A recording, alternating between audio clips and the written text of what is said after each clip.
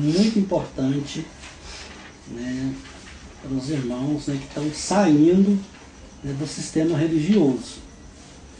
Eu mesmo já fui parado na rua e questionado a respeito desse assunto, porque nós fomos acostumados, na igreja, né, de ser assim, pressionado, né, psicologicamente, colocam muito medo na gente. Então, quando a gente sai, então eles começam a fazer aquelas perguntas, né, que nos faz pressão. Por exemplo, me pararam na rua e já me perguntaram: e como que fica a ceia? Por exemplo, se alguém perguntar, né, como que fica a ceia? Agora, você não vai mais cear? Se você não participa da ceia, você está fora do corpo de Cristo, né? Você está fora da comunhão, você está fora, você não tem mais parte com Ele. Então, as ameaças são grandes. Então nós vamos entender hoje o que é a ceia. Os irmãos já viram várias vezes eu dizer em cima dos púlpitos que a ceia que nós, né, que é feita hoje aí, ela não é a mesma daquela época dos apóstolos. E nem tão pouco era a que o nosso Salvador fazia.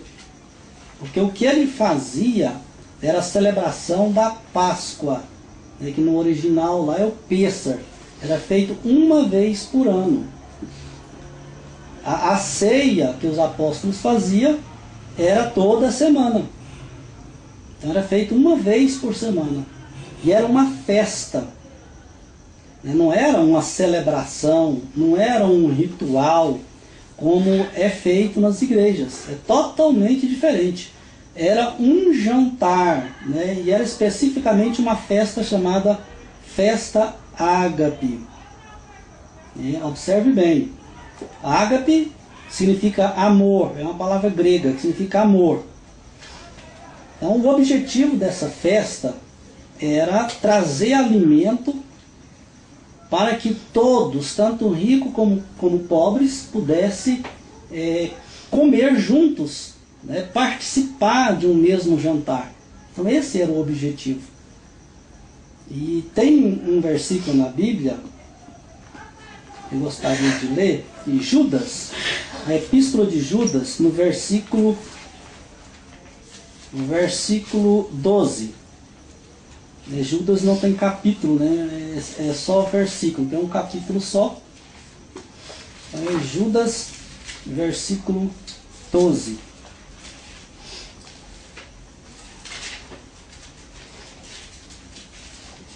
Estes são manchas em vossas festas de caridade, banqueteando convosco e apacentando-se a si mesmos, sem temor. São nuvens sem água, levadas pelos ventos, de uma para outra parte. São como árvores murchas, infrutíferas, duas vezes mortas, desarraigada. Então, veja bem que Judas está falando aqui acerca de uma festa, né, que as pessoas que estavam lá participando desta festa de forma indigna. E como que chamava essa festa? Está escrito aí: vossas festas de caridade. Caridade e amor. O nome original que se dá aqui é ágape. Né? Então era a festa que eles se reuniam ali para demonstrar o amor, para cultivar o amor para com o próximo. E só que o que Judas está condenando aqui foi o mesmo que Paulo condenou lá em 1 Coríntios 11, onde está o texto, né, da ceia. O apóstolo Pedro também falou dessa mesma festa, na segunda epístola de Pedro, no capítulo 2, no versículo 13. Recebendo o galardão da injustiça, pois que tais homens têm prazer nos deleites cotidianos. Nódoas são eles e máculas, deleitando-se em seus enganos, para é quando se banqueteiam convosco, né? Aqui ele estava, versículo 13. Ele está falando aqui dessa mesma festa, né? O qual Judas se referiu. Agora, vamos estudar o texto da ceia agora, dentro da ótica original, tá certo? Porque essa festa aqui, né, que querem colocar como sendo a ceia feita na igreja, essa festa que os apóstolos faziam, ela terminou, ela cessou no 3º século. Foi quando Constantino proibiu esta festa. E no lugar desta festa entrou o quê? Entrou a Eucaristia, né? Que é conhecido aí entre os católicos, a Eucaristia. E dessa Eucaristia que saiu esta ceia que as igrejas evangélicas fazem hoje. Então nós vamos entender que a ceia que era feita naquela época não tem nada a ver com a ceia que é feita nas igrejas. Primeiro porque era um jantar. Se realmente as igrejas quisessem fazer uma ceia parecida com aquela, primeiro eles tinham que fazer um grande jantar na igreja.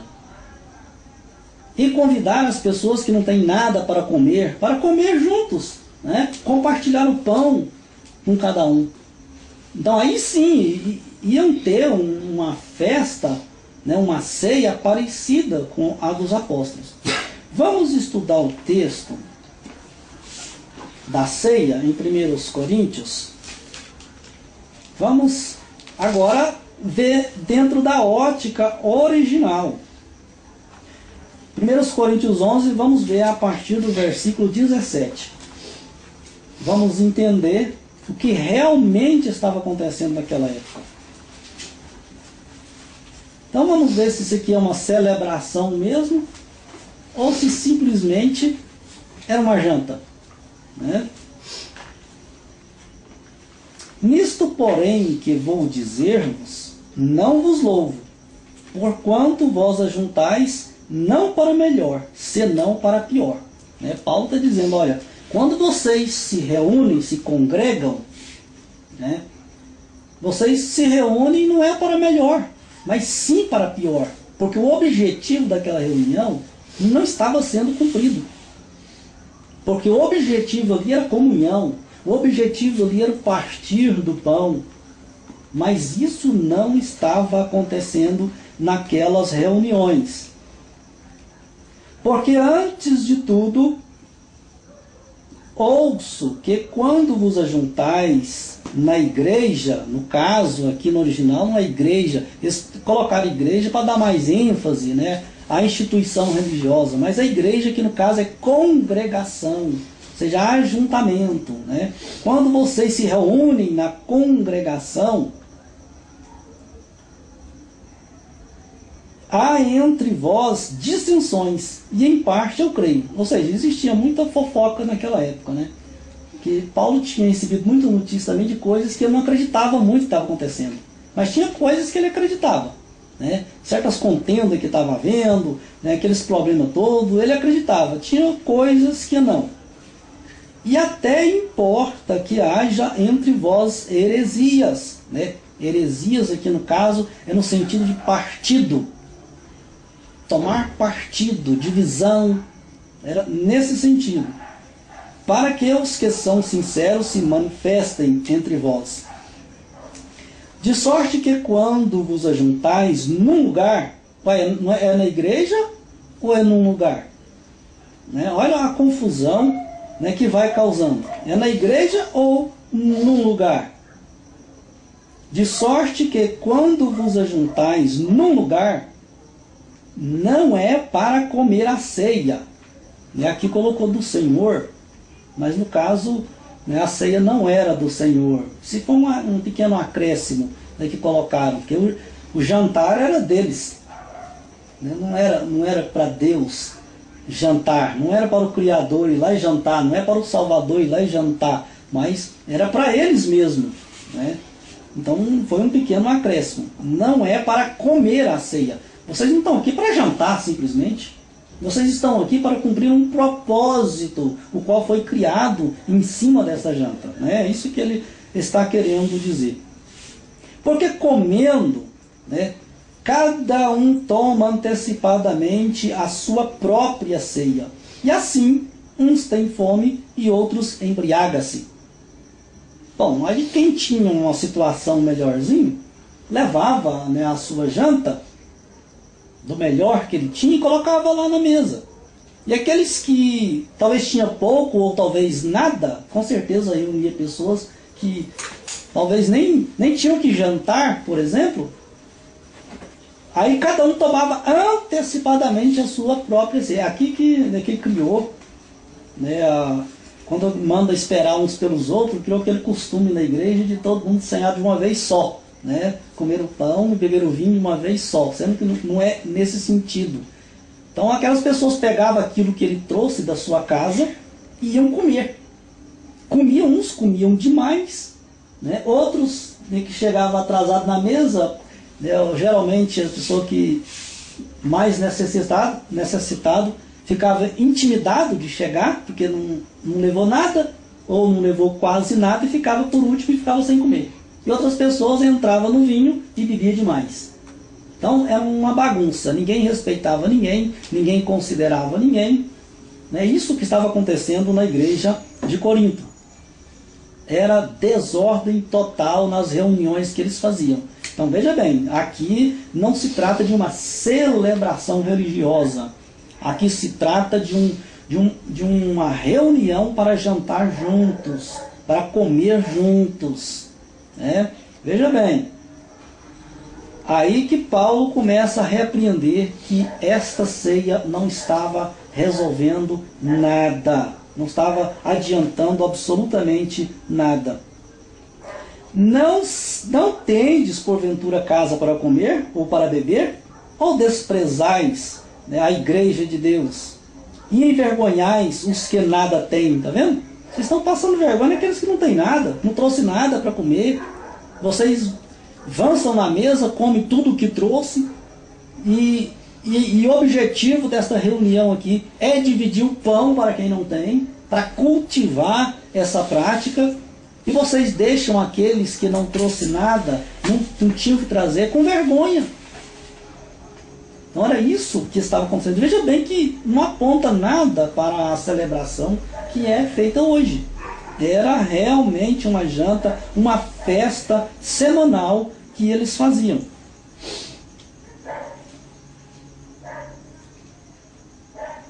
Que vos direi? Louvar-vos-ei? Nisto eu não vos louvo. Porque eu recebi do Senhor o que também vos ensinei. Que o Senhor Jesus, na noite em que foi traído, tomou o pão, e tendo dado graça, o partiu e disse: Tomai e comei, isto é o meu corpo que é partido por vós. Fazei isto em memória de mim. Semelhantemente, né, vamos aqui meditar o versículo 24. Né, parece realmente ser uma liturgia, parece realmente ser um ritual. Paulo ele não viu, ou não sabemos se ele recebeu informação direta, né, do Senhor, como ele fez lá com seus discípulos, né, que também fez um jantar, né? Na verdade era um jantar também. E você vai ver aqui nesses dois versículos que era um jantar, explicitamente. Mas provavelmente aqui ele deve ter recebido todas as informações de Lucas, né, que era, né, o seu companheiro, né? Lucas, ele escreveu o Evangelho, escreveu o livro de Atos, e ele conhecia muito bem a história, como aconteceu. Então, provavelmente, Paulo aqui recebeu essa informação dele. Olha só, o versículo 24, então, diz que ele tomou o pão e depois, o versículo 25 diz: semelhantemente também depois de cear. Olha só, depois que eles cearam. O que é ceia? É um jantar. É um jantar noturno, né? Depois disso, eles tinham comido, eles comeram, né, se fartaram ali, depois de terem comido, jantou, aí então ele tomou o cálice, dizendo: este cálice é o novo testamento no meu sangue, e fazei isto todas as vezes que beberdes em memória de mim.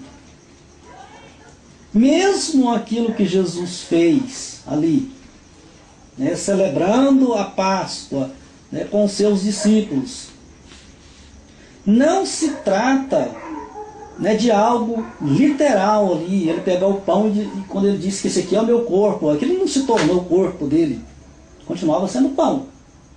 O vinho não se tornou o sangue dele, né, conforme, né, os católicos gostam de dizer, de afirmar que o pão e o vinho ali é transformado ali no corpo e no sangue do Salvador.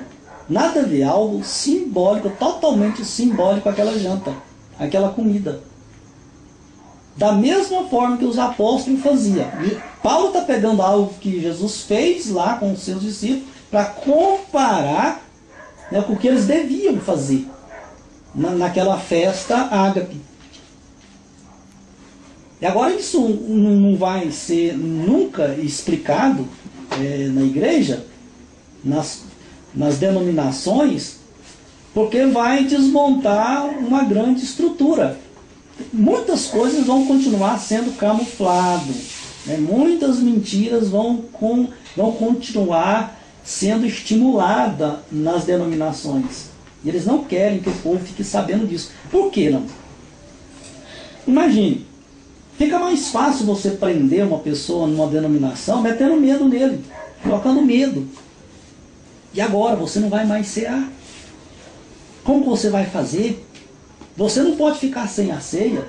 Ora, se você partir o seu pão com o seu próximo, ou fazer uma comida e convidar quem nada tem para comer e jantar com você, ou que seja almoçar com você, você está cumprindo o propósito da ceia. Esse era o propósito. Estão entendendo? Que hoje se leva mais pelo lado ritualístico do que o lado prático. Pode perguntar. Então não tem nada a ver a ceia, porque primeiro a gente não tá comendo nada com pessoas que necessitam. Só com aqueles que são batizados. E eles ainda fazem mais errado, porque a ceia é só para quem já é batizado. E não tem nada a ver isso que não necessita, mas que necessita e que não são batizados. A ceia ali na denominação é também simbólica, só porque não cumpre, né, com o propósito, o simbolismo que é, né, o que eles fazem ali. Porque quantas pessoas passam necessidade e não é atendida? Quantas indiferenças há no meio da congregação, ninguém está nem aí um para os outros. Então o propósito não é o simbolismo. O propósito é a prática, né? Esse que é o objetivo, é você praticar, não o ritual, não o simbolismo, e sim aquilo, né, que representa, você pega e pratica aquilo. Então o que as igrejas quisessem realmente fazer uma ceia da forma que os apóstolos faziam, eles deveriam então fazer um grande jantar ali e convidar muitas pessoas necessitadas, pessoas pobres, que não têm o que comer, e convidar para participar dessa janta, para estimular os irmãos a dividir o pão, para estimular os irmãos a fazer uma compra no supermercado e tirar uma parte e dar para quem não tem nada, para servir de estímulo. Esse é o propósito, mas isso não acontece. É a maior dificuldade até para arrecadar alimento, para fazer cesta para as pessoas, porque as pessoas não estão acostumadas com isso, a praticar o amor ao próximo, né? Então, esse aí é o objetivo da religião, esse é o objetivo das denominações, é prender as pessoas fazendo pressões psicológicas, né, como este assunto aqui e muitos outros que nós vamos ainda falar pela frente, tá certo? E mantém as pessoas em prisões. É por isso que a palavra nos adverte. Para tomar cuidado para que ninguém nos faça presa sua, para que ninguém nos domine, né, nos mantenha em cativeiro, né? Então não foi com esse propósito que o nosso Salvador iniciou, né, aquele grande trabalho que ele começou e mandou os seus seguidores dar continuidade. Não foi para aprisionar as pessoas, não foi para colocar medo nas pessoas e tirar proveito das pessoas, de forma nenhuma. Então a ceia, então vocês podem tirar isso da cabeça. A ceia, ela não é ritualística como ensinam hoje. Entendeu? Se você cumpriu o propósito que os apóstolos faziam ali, né, que foi criado aquela festa para isso, se você cumpriu o propósito, você está fazendo parte do corpo e do sangue do Senhor. Você está participando quando você reparte com alguém, quando você mantém comunhão com as pessoas, você está cumprindo com esse propósito. Então o importante, por exemplo, não era as pessoas matar um novilho naquela época, um cordeiro, e oferecer em holocausto. O que o Criador agradava não era daquilo, mas sim da obediência. Melhor seria se as pessoas obedecessem do que fazer sacrifício, conforme diz a palavra. Melhor é você cumprir o propósito do que fazer símbolos ritualísticos. É muito melhor. Isso agrada ao nosso Criador. Quando a palavra que diz, por exemplo, que por causa disso há muitos entre vós fracos e doentes e muitos que dormem, aí eles pegam e colocam como se as pessoas estivessem em pecado, né, e participam daquele ritual ali em pecado. Por isso tem muitas pessoas que estão ficando fracos. Só que aqui está falando fisicamente, não espiritual, é fisicamente. Por isso tem muitas pessoas que estão fracos, não se alimentam, não comem. Vocês estão deixando pessoas passar fome em vosso meio. Por isso que há muito entre vós fracos e doentes, porque se a pessoa não alimentar bem, fica doente. Tá? É nesse sentido. Entendeu? Então as pessoas já estavam perdendo aquela essência que começou, né, os seguidores começou tendo tudo em comum. Ninguém dizia que o que era seu próprio. Ninguém fazia isso. Todo mundo tinha tudo em comum. O que é meu, eu reparto com o próximo. Só que aos poucos eles foram perdendo essa essência. E chegou ao ponto que chegou aqui em 1 Coríntios capítulo 11, versículo 17. Estava uma vergonha. Se naquela época estava uma vergonha, imagina hoje, 2000 anos depois. Hoje está muito mais do que uma vergonha. Hoje está uma abominação. Essa é a grande realidade, né? Então quando alguém perguntar para você, e como vai ficar agora a ceia, você pode responder, eu agora vou praticar a ceia. Eu não vou mais participar de um ritual, agora eu vou praticar ela, eu vou repartir com o meu próximo, e agora eu vou agora, né, contribuir para o bem-estar daquele que não tem nada. Eu vou agora me esforçar para ajudar o meu próximo. Então é dessa forma, né, que nós devemos fazer. Essa é a maneira correta. Amém?